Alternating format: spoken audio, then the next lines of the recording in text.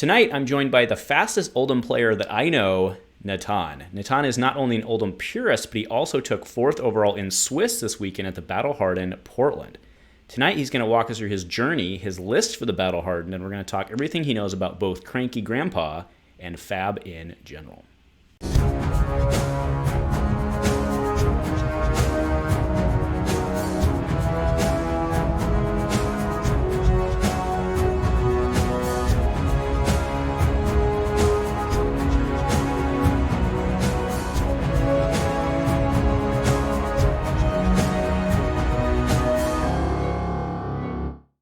A huge shout out to our channel members for supporting what we do here. If you want to get involved with the channel and the Dice Commando community, please consider joining as a channel member.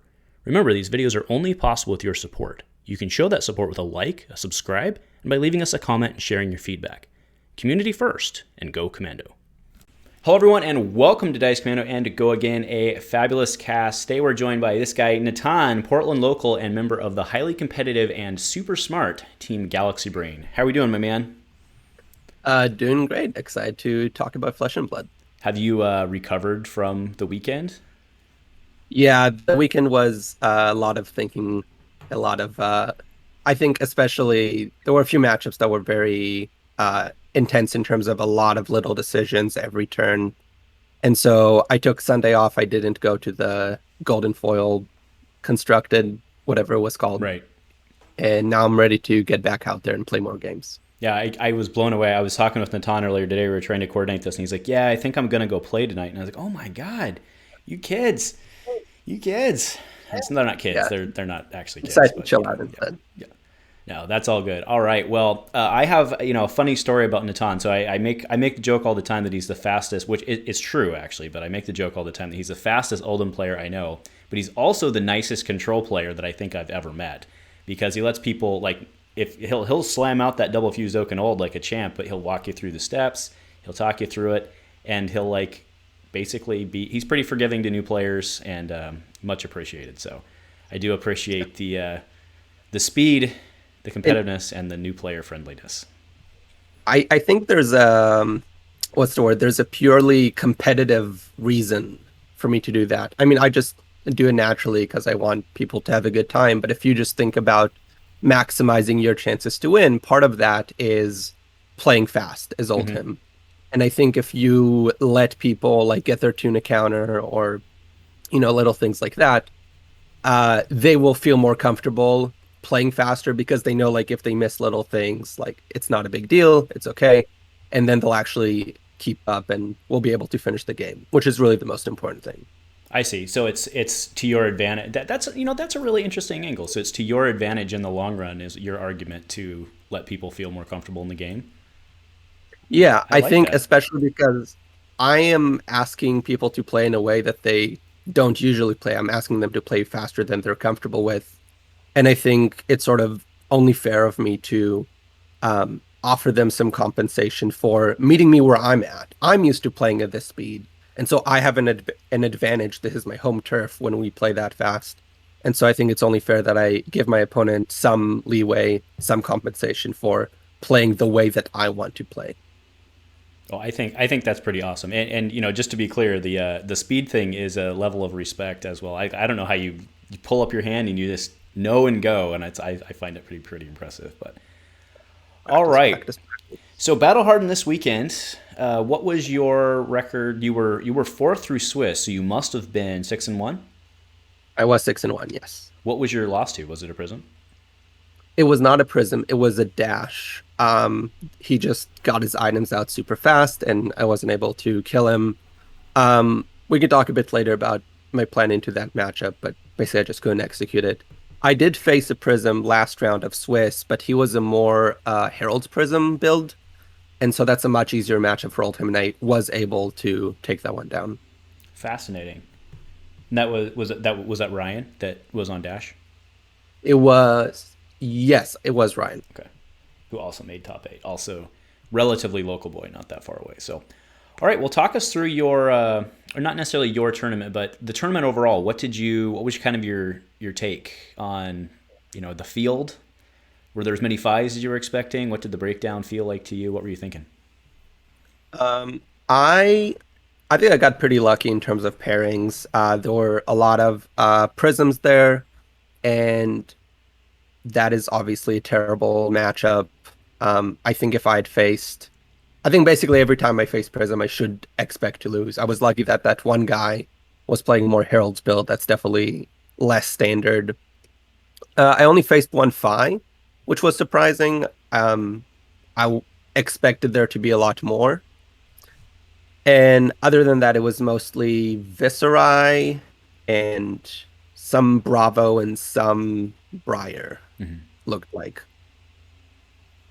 Yeah, Breyer's absence in the top eight was a little surprising, I think, to me, as well as definitely the lack of Fi. Like I kind of did like a casual head count, or I was trying to between the rounds, and like I think there was only like a handful of them, like maybe 5 or 6. Like it's hard to tell in an 80-person field, but there were not very many.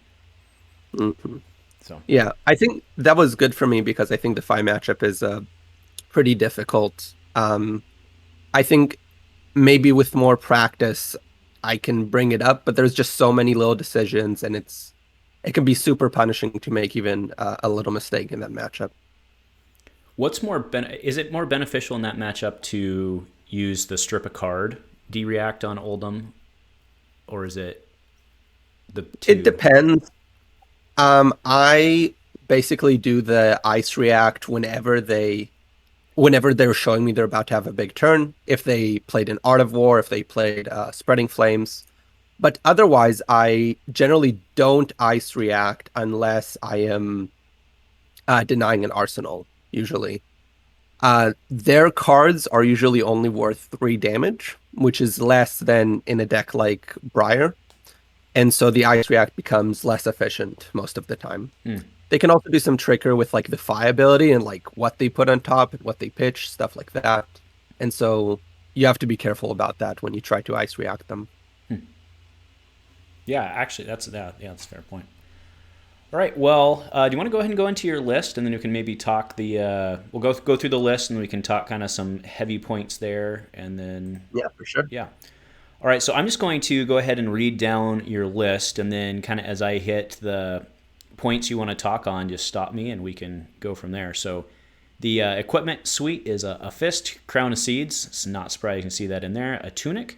Ironhide legs. You got the null rune boots, the null rune gloves. He has the ram's head, of course. He is playing sledge, and then he has Winter's Wail. So, what matchups were you looking for sledge? Is it just Guardian?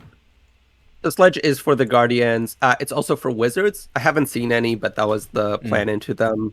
The shield is obviously sort of useless in that matchup, and I think you need to race both Kano and Icelander, and Sledge helps with that a little bit on turns where you just don't have anything better to do. You might as well attack for 6 instead of 4. Okay, fair enough. All right, so pitch. So going through the red pitch, you have 2 choke slams. So choke slam is that just a Fi call right there? It's a Fi call. It's also amazing against Briar. It turns off Channel Mount Heroic and Lightning Press and Exude Confidence. There's a lot of stuff that it hits. In my opinion, it was just the next best disruptive Guardian attack. We'll go through the rest of them later, but it's just the third one, basically. We have 2 really good ones, and this is the next best one that I have access to. Fair enough. 3 Command and Conquers, no surprise there. Crush the Weak, remember that's the 3/7 that they can't play the 3 or less, also very good. 3 E-Strikes, 3 Footsteps, 3 Red Grande, well, yeah, we're in Reds, but 3 Grandes, 3 Oaken Olds, 3 Respites, a single Pummel, 3 Spinals, and 2 Staunch Red. Yeah, so Crush the Weak and Spinal Crush are the 2 really good disruptive Guardian attacks, in my opinion. I found that I really needed as much disruptive attacks as I can fit against Fi, but not as much against the other aggro decks, being Briar and Viscerai. Against those decks, it's totally fine if I only ever attack them with the hammer. That I'm happy, even if that's all the offense I had all game. Sorry. No, yeah, go ahead. E-Strike and Red Macho and Red Glacial are all one sideboard plan that I bring in when I'm trying to race the opponent. I think there's many decks in the format that Oldhim can't outlast. Dash, Icelander, Dromai. And against those decks, you need an aggro plan. And so that's what those cards are in for. They are the best offensive options Oldhim has, in my opinion.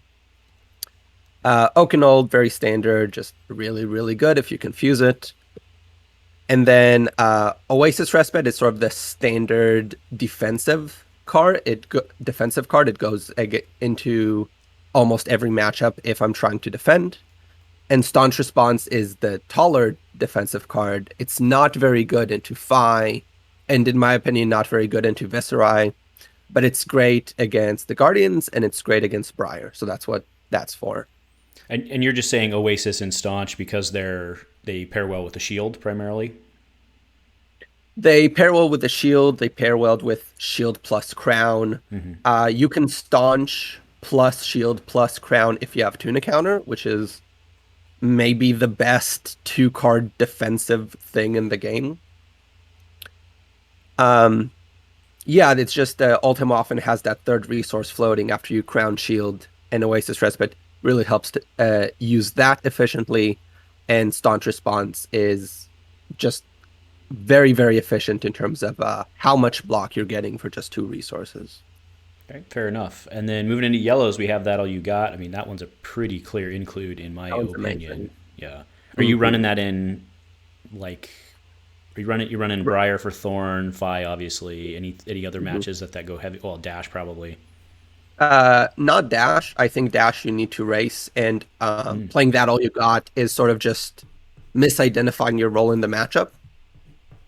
You need to kill them as fast as you can, and That All You Got is only good before they get out the first Purifier. That's just too narrow, in my opinion. Also, That All You Got is good against Viserai, again, because of Thorn, for the same reason as Briar. And as you said, against FaB. They just have those small attacks, and they're attacking you a lot. And so it's great to have this card that draws when it defends. All right, and then going into your suite of blues, you said how? I mean, we can count, of course, but you said off the top of your head it was 39 I have blues? 39 blues. 39. Yeah. So 3 Autumn's Touch, 2 Brothers in Arms, and that Brothers in Arms is another one that you can use for resources to make good. Yeah, I only played 2 just because I really wanted to fit in that pummel. Brothers in Arms is a very good card, and I would play the full 3 if I could fit them in, but I felt like that was the least bad cut I could make to fit in that pummel. Yeah, and pitches for 3. That's pretty good. Pitches for 3, defense for 4. 3 Channel Lakes, 3 Cranial Crush, 3 Blue Disables, 3 Glacials, 3 Machos, that's kind of a staple, 1 Pulse, 3 Rouse, 3 Terra Sunder, 3 Thunderquakes, 3 Winter's Bite, and 3 Winter's Grasp, and then we have 3 Staunch Response there added because obviously this was pulled off of, I should have done that shout out. This image obviously was made from the LSS webpage. You can go see Nitan's deck. They're published. However, he pointed out that they are missing 3x Staunch Response. So we made sure to add that here. I'm sure that will be updated probably before this goes live, but that is on there for the point of the video. So other comments here? Yeah, so I guess we can start with Disable, Glacial. All those big blue attacks I think are super core to what Oldhim wants to do. Obviously blue, obviously blocking for 3. But they are also something to do with your turn when your opponent gives you the tempo. So you can pitch 6 resources and play one of these attacks. And it's not like a great turn, but it's better than Swinging Hammer. And you need to have that option in order to, say, punish Viserai for just building up Rune Chance and not attacking you. Oh. You need to have something to do with your turn. So that's why we play all these, what I call big blue attacks. Disable is probably the best out of the bunch just because it has a relevant on hit. And then Glacial and Macho Grande have Dominate or can have Dominate, and that can help out with squeezing through damage either when you're racing or when you want to close out the game. I see. So, Ed, quick question on Disable there. Are you guys playing that in your, and by, you don't have to give away team secrets and stuff, but what's your thought of that? In, like, should Bravo be running that? Yeah, for sure. Okay. It's just like, why not? It's just you want to play big blue attacks, and Disable's really good. I'm playing all of the big blue attacks that cost 5 or more. If you want to go down to the 4 cost, you can play like blue Chokeslam or blue Mulch. But I think you just don't have that much room for those cards. And the other good thing about these blue attacks is that they enable Rouse, and the less attack that card has, the less good it is at enabling Rouse the Ancients. Mm-hmm. I see. That does make sense. Got it. All right, one question I had for you is Thunderquake. So Thunderquake I've recently added into my Valda list. I'm curious, how often are you actually using this? How often are you heaving it, I should say. I am never heaving it. Never, okay. But asterisk. I did once in a practice game in this last week, but it really is super duper rare that you want to heave blue Thunderquake. It just turns off Crown of Seeds. You can only crown face down cards, so if you heaved it, it's sort of stuck there. And if you think about the upside of that, you get a 3 cost, 8 attack, no on-hit effects. That's just a little bit better than a 3 cost red 7 attack. And the downside is you have to do it. If your opponent comes at you with a really big turn, you still really, really should play out that Thunderquake, because next turn you're not going to have the Seismic Surge tokens. So if you don't play it out now, you're going to suffer even more. So you're going to take so much damage for having heaved it, for not being able to crown, for forcing yourself to play it out the next turn. So I just don't bother. I don't even try to heave it. And either way, I usually just don't have the cards to do it anyway. Mm-hmm. So if you're going to heave, go red. Heave red is what you're telling me. If you're going to heave. Red Thunderquake is pretty nice to heave. Okay, fair enough. All right, well, that's the list. So why don't you talk to us about what's not on the list? What were your close cuts, or what do you wish you had on Saturday where you're like, oh, why did I make this cut? Anything like that? I think I would have liked more ice cards, more blue ice cards. The not having the ice react as often as I wanted felt a little bad. Not having the Frosty 4 felt a little bad. I was aware of that before the tournament. I just couldn't find room for them. I would have liked to play more red pummel. It's super nice when I'm racing. It's just really bad into the aggro decks, in my opinion. Red card that blocks for 2 just sort of tells you have to block with everything else, because you really don't want to block with this red pummel. And so if you have to block with everything else, and you have, say, Winner's Bite in your hand, now you have to block with a different 2 block. So it sort of like kicks the ball down the road, but you still have to block with the 2 block. And so I don't play red pummel into aggro decks, and so I just couldn't justify too many sideboard slots for that kind of effect. I see. That's interesting. So you're primarily just relying on you're relying on the threat of your red crush effects, and basically assuming that they're never going to crush, but you're still getting cards out of their hand. I mean, is that basically the philosophy? Yeah, that's basically right. If I attack with Crush the Weak and FaB blocks with 2 cards, that's great. Sure. I'm still leaking a little bit of damage. His offense is so much weaker with just 2 cards, and especially his offense is weaker if he was planning on a really big turn.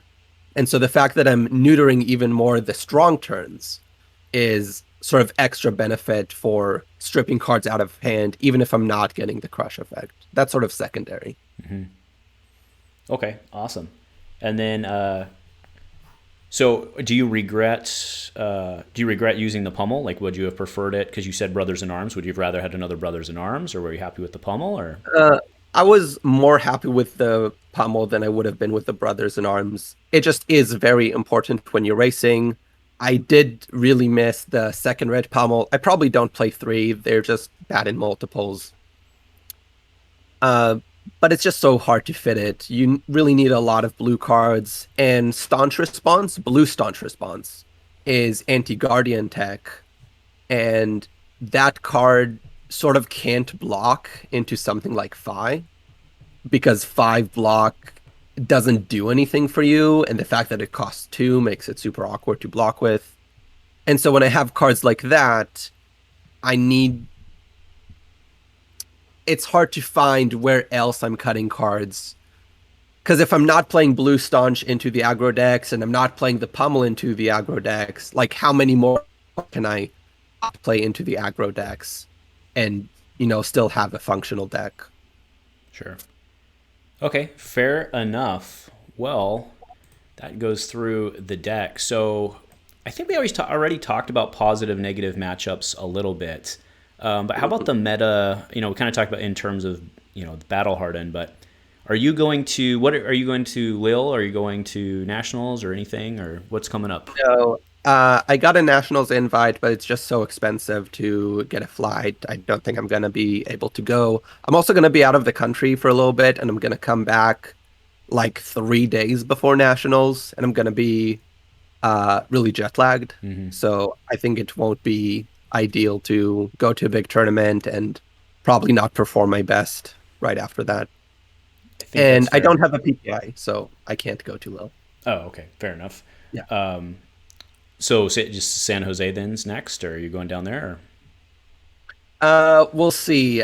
I need to see like what's happening in terms of real life and what sort of free time I have to see what big events I can travel for.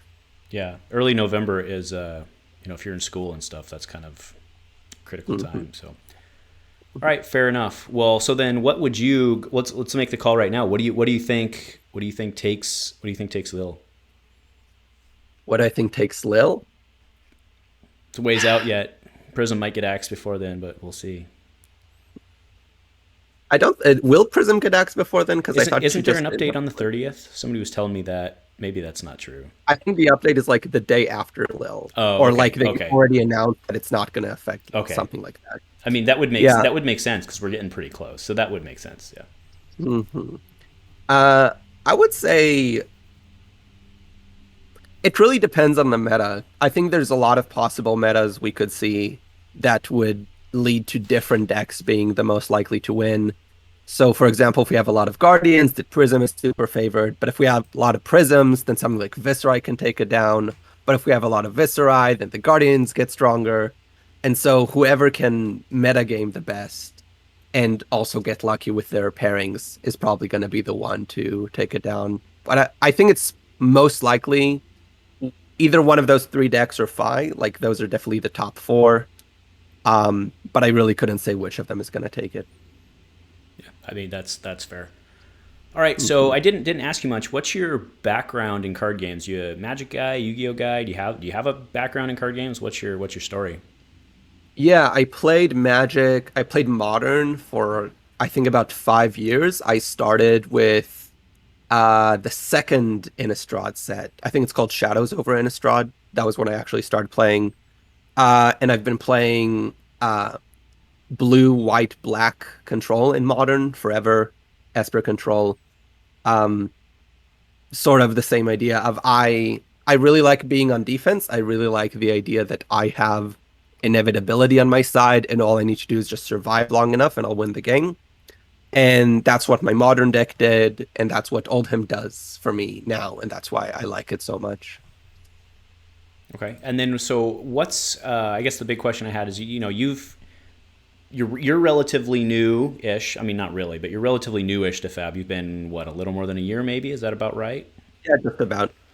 So, what have you learned? What has FaB taught you? How has it changed? What have you learned going into FaB? I don't know. It's kind of an open question, but yeah, I feel like I learned so much playing FaB. I feel like I probably haven't gone a whole month without some significant realization about how to play the game. I learned how to block. I learned how to predict what my opponent is going to do. What's the worst case scenario, basically? I think that's a really thing to be aware of when you're playing control, is what's the worst thing my opponent can do from here. I learned some pitch stacking. I still can't really memorize it, but it's more like I know these cards will be good if they're next to each other. I know that if I have a lot of red cards now, I want to block with some of them so that when I get back to it, there'll be some blues there instead. I learned that Oakenold is less good than you think. It's usually not worth it to play it out if your opponent is attacking you for a lot. And maybe the biggest thing is I learned how to fatigue. I learned how to make sure my opponent runs out of cards before me. Yeah, fair enough. Well, that's the hot take of the day. That's going to be on the thumbnail. Oaken Old is not good, says Nitan. It is good. It's just not that good. I think really the biggest thing about Oakenold is the Oldhim defense reaction pitching pulse is so powerful that giving that up to play Oakenold makes playing Oakenold a worse option by comparison. Interesting. Yeah, the pulse pitching pulse can prevent upwards of 6 damage with a single card pretty regularly. That's totally not an uncommon occurrence. That's the result of pitching pulse to the defense reaction. And so that means if you're saving it to fuse with Oakenold, you're taking 6 damage, sort of. And so if you take 6 more damage to play out Oakenold, that makes it a less attractive option. I see what you're saying. Yeah, okay. I mean, that's just math, but math that I did not think of. So fair enough. Yeah. All right, man. Well, thanks so much for taking time, changing your schedule actually to do this with us tonight, and congrats again on this weekend. Not just to you, but to everyone on your team. Eli also made top 8. I'm pretty confident if Archer had been there, probably would have ended up bumping one of you guys out of the top 8. I don't know.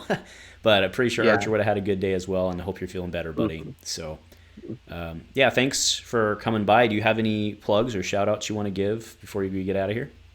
I think mainly just my Team Galaxy Brain. We have a YouTube channel. You should check it out. I did a big old video about my deck list. It's like a couple cards different from the one that we were looking at today. But a lot of the big ideas are the same. So if you want to go into more depth with why I made certain decisions in deck building, you should check out that video. I will link the video as well in the description, or I will link your channel in the description. Awesome, thank you. And also I want to shout out my team for practicing with me and teaching me about the game. I think I would not be where I am today with Flesh and Blood if I didn't have people to challenge me and support me and help me learn things about the game and get better. All right. Well, awesome. Well, again, thank you so much for stopping by. If you guys want to get a hold of Nitan, I just know you as Nitan. I don't know what your aliases are in the interwebs. Do you have any names that you want to share? My Discord is Nitan King. It's a username I picked in like 3rd grade and just stuck with ever since. I guess that's probably the easiest place to find me. I'm not really on Twitter or anything like that. But Team Galaxy Brain is, and you should totally check them out. Fair enough. All right. Well, one last time, thanks, man, for coming. Really, you guys did really well. And say it with me. Go Commando. Go Commando.